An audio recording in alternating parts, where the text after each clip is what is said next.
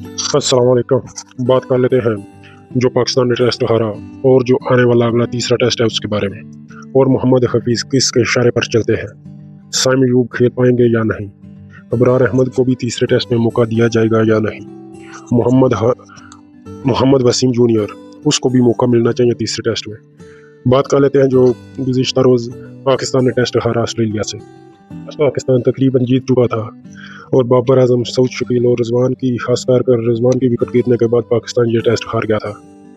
सुल्तान अली आगा उसने 50 रन किए, उसके आउट होने के बाद दूसरे 4 खिलाड़ी सिफर पर रहे। पाकिस्तान को बाद में मौका ही नहीं मिला जीतने का, लेकिन पहले पाकिस्तान ऐसे लगा था जैसे मैच जीत गया है।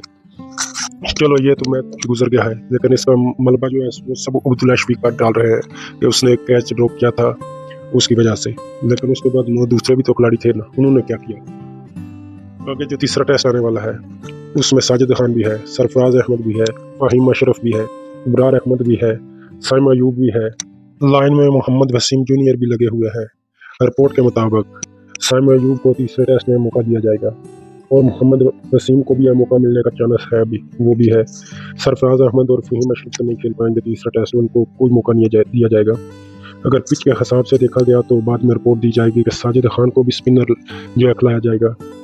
ये सब है। मोहम्मद हफीज़ का उसका ऑफिशियल कहना तो नहीं है, लेकिन मीडिया पर यही चल रहा है कि मोहम्मद हफीज़ अपने तहत कोई फैसला नहीं कर पाते, वो दूसरों के कहने पर सब फैसले करते हैं। उनकी अपनी तो मर्जी कोई भी नहीं है, उनको प्रैक्टिस कराना भी नहीं आता। वो हेड कोच हैं, डायरेक्टर हैं, लेकिन वो किसी के कहने पर है, खुद वो नहीं है।